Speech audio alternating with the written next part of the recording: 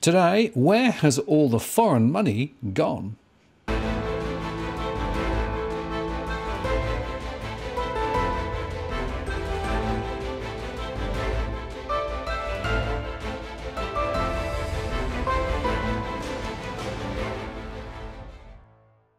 Hello again, it's Martin North from Digital Finance Analytics. Welcome to our latest post covering finance and prop news with a distinctively Australian and New Zealand flavour.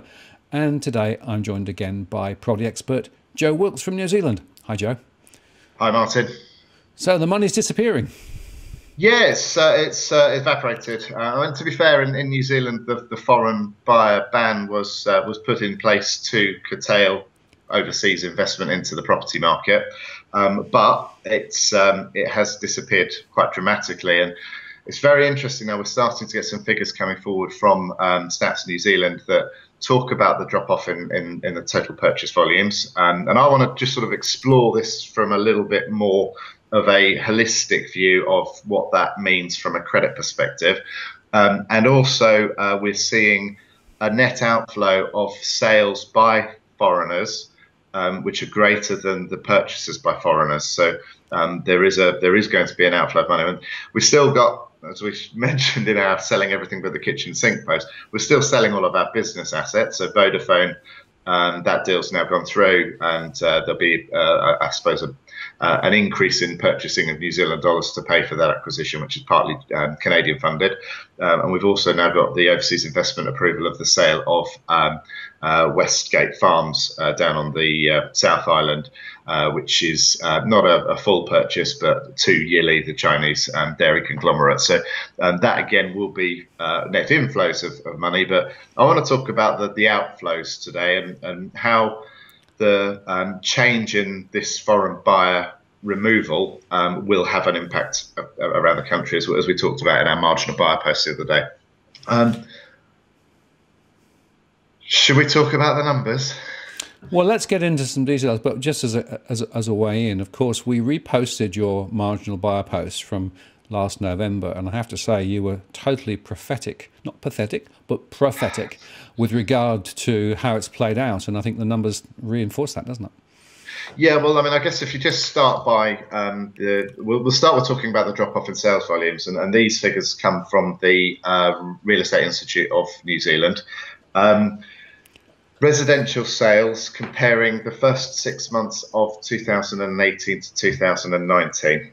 Now, if you look at these sales, and these have come from Mike up in Auckland, who's been vociferous and has also been providing this data on news channels like interest.co.nz without yet being banned. But I fear for Mike. I hope he lasts. He's telling far too much truth.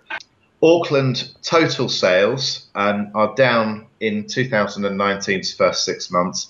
They were 16,726 in the first half of last year. They're down to 13,010, which is a minus 22.2% fall in the volume of transactions, so the volume of new money being created. Residential sales only, so this doesn't include section sales and land and new homes packages. They are down from 11,124 to 9,361. That's down 15.85%. Now for some really telling statistics. The 3 million plus market, and when we talk about the auctions in Auckland over the last few years and the frenzy that we were seeing at the auction houses, much of this was taking place at the upper end of the market, where it wasn't almost about what people were paying for a house. It was about the fact that they just were going to have it, and they were going to try and ship as much money into the Auckland market as they could. So 3 million plus sales are down from 266 sales in the first half of last year to 158 this year. That's a fall of 40.6% over a 6 month period. 2 to 3 million are down 38% from 558 to 346 sales.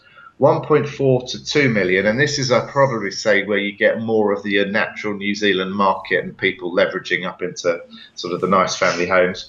That's down 23% from 1,200 sales to 923. Essentially, everything above 1.4 million is down 29.5%. So that's almost 30% fewer transactions taking place, and that's going to have a knock on everywhere as that money gets spread and filtered around other suburbs and other regions of the country. 1.2 to 1.4 million, down 23%, 1,119 to 856. The 800 to 1 million is down 8.3%. Less impact. This is where first-time buyers are still borrowing an awful lot to get into this market, but a fall from 2,577 to 2,362. The 6 to 800 bracket down to just 7%. That's from 3,002 to 2,789.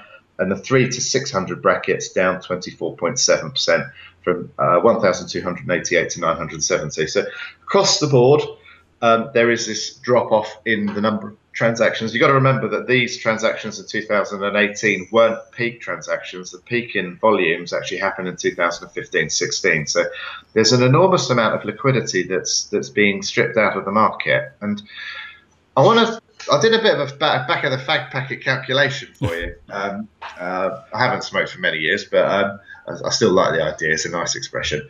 Now, the overseas investment ban has had an impact. In Q2, we've now got the data for the number of sales that were made to foreign individuals compared to last year.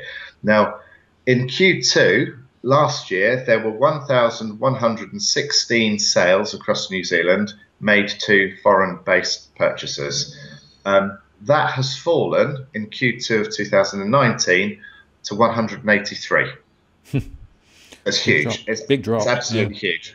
Now, there were 933 fewer sales, that means, in Q2. Now, if you look at the data from last year, this got bigger. So as people were rushing to get money out of China predominantly, they weren't the only ones, but they were the large driving force in this market. Those sales actually got bigger in quarter 3 and quarter 4. So just playing devil's advocate, I'm going to predict that over the course of this year, we're going to see this continue. And what we're going to see is that 933 in one quarter multiplied out. So I've called that four lots of 933, 3,732 foreign buyers missing. Now, we grew credit last year by about $12–13 billion of household debt in New Zealand, but that doesn't factor in the debt that was raised offshore by foreign banks and then arrived in New Zealand as cash to buy these property assets. Because a lot of these foreign purchases have taken place at the top end of the market, I'm going to say that the average foreign buyer purchase is probably far greater than the average price of a property in New Zealand, which is in the mid-600s at the moment. So what I'm playing devil's advocate, but what I'm going to say is that if the average purchase price of a foreign buyer was, say, 900,000, and that's not unrealistic, particularly if you look at the weight of transactions going on in Auckland, where the average price was over $1 million last year, that's 3.35 billion missing liquidity that we've got to find with new debt in the Auckland market and around the country. Now, typically 40% of transactions around the country happen in Auckland. I think it's probably a far higher proportion of the foreign buyers buying in Auckland, but say 40% of transactions in the first 6 months of last year, first 6 months of this year were in Auckland.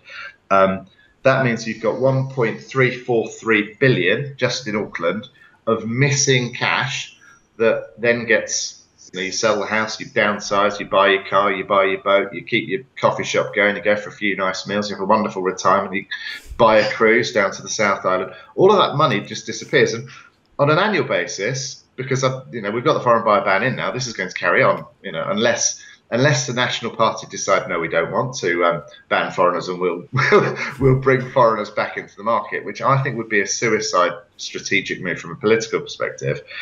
But we do have to factor in that 1.343 billion in Auckland, 40% of their transactions on 3.35 billion of total missing money, that's $2,687 per household in 500,000 households. It's a lot of liquidity missing when rates are going up and you've got your petrol tax.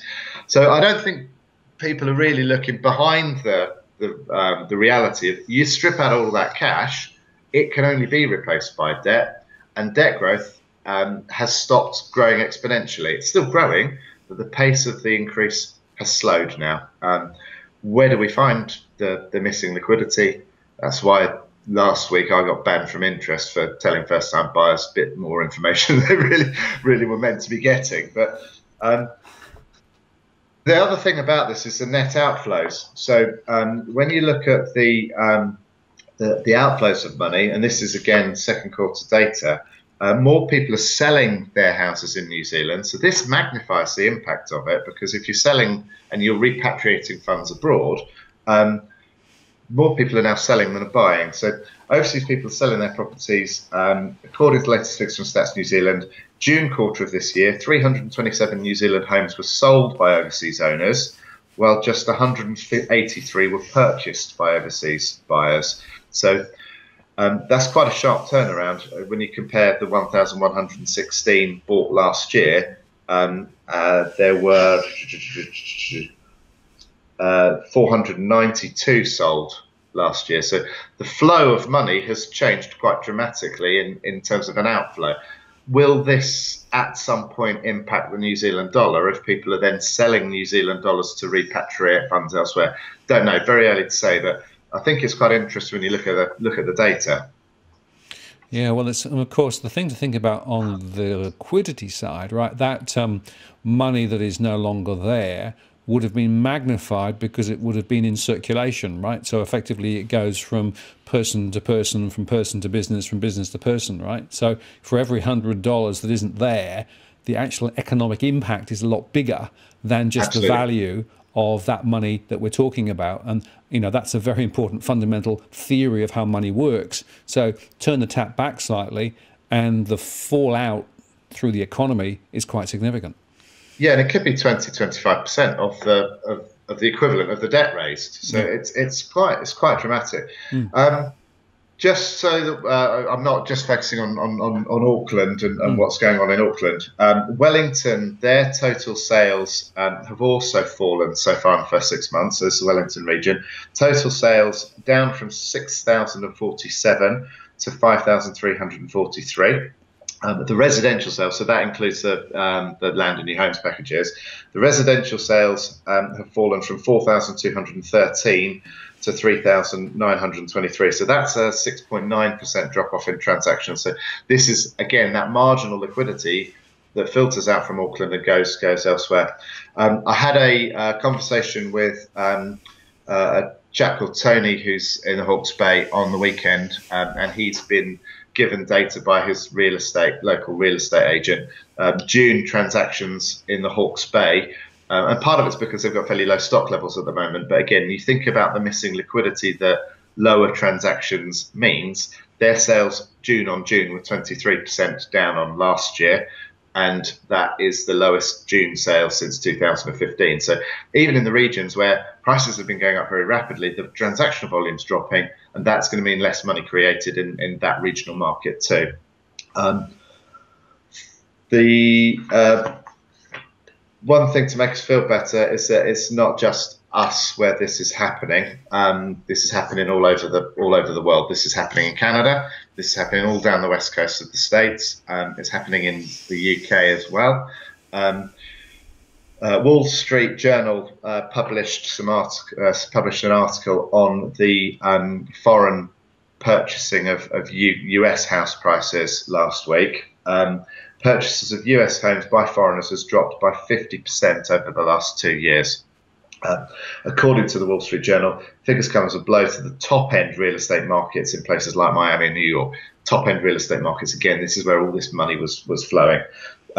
Less than $78 billion in US residential real estate was purchased in the year ended March 2019, which marks a 36% decline from the $1.21 billion in the previous 12-month period. So it's happening there.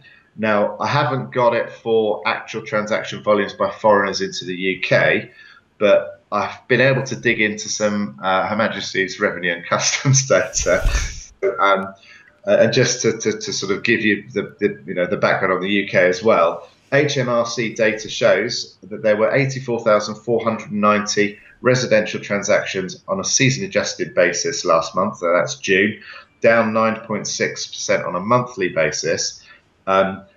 on an annual basis, it's far more dramatic.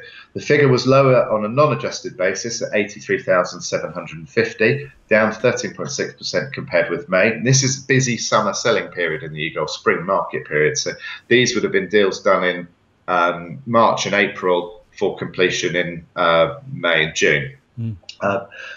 All UK regions experienced a drop-off for the third consecutive month. So again, that's quite telling. The largest annual decline was in Wales, with sales falling 43.9% annually to 2,840. Northern Ireland registered a 30.7% drop to 1,870 sales. Transactions in England and Scotland were both down 24% annually on June to June to 70,920 and 8,120 respectively. So we're not alone. This is happening elsewhere. The US is being hit. Canada, we know, is being hit. And the UK sales volumes are dropping. And Boris, the new PM, he's getting a lot of pressure to change the stamp duty rules in the UK because credit growth is again flatlining. So transaction volumes, lower transaction volumes leads to less money in circulation, leads to less money being created for the real economy to survive on. And yeah, that's what we're seeing everywhere. Yeah, and it goes back to the fundamental point. If you base an economy and economic growth on property and speculative property investment, including from overseas, the risk is that when the tide goes out, the economy tanks. Yeah, well, we've got this weird balance at the moment where in New Zealand, the net inflows of money are growing still for purchase of our productive assets, and it seems to just flip the other way for the sale of our non-productive assets, or our financial transaction assets. So we're in an interesting period now. But these drop-offs in volumes, and some of these numbers, they are 25-30% down in some of the regions from where they were 2015-16 when we were rocking and rolling. We were proper rock stars back then. So people need to be aware of it. And if you like these posts and you like the message or the understanding, and you're not me and you can post comments on other sites, do it, because I think there's a lot of kids who really won't get this information anywhere else. Yeah, it's definitely worth asking people to share the messages, and we'll continue to report and analyse what's going on. And I think it's worth underscoring that, we're not fixated on one side of the argument. All we're doing is letting the data speak. And when the data is so clear and indicating significant risk in the property sector, which the mainstream media and other spruikers are not taking into account, we think there's a very important message to get out there. No, well, and this is the same across the whole of the Western world. There are very few comparisons made between markets. Everything's very myopic on it won't happen here. It's happening everywhere, but nobody's really talking about the crossover effect. Yeah, well, Joe, I really appreciate your time today and some very important messages there, and we'll make sure they get out as soon as possible. Talk to you next time. Appreciate you giving me a voice, mate. Cheers. All the best. Bye.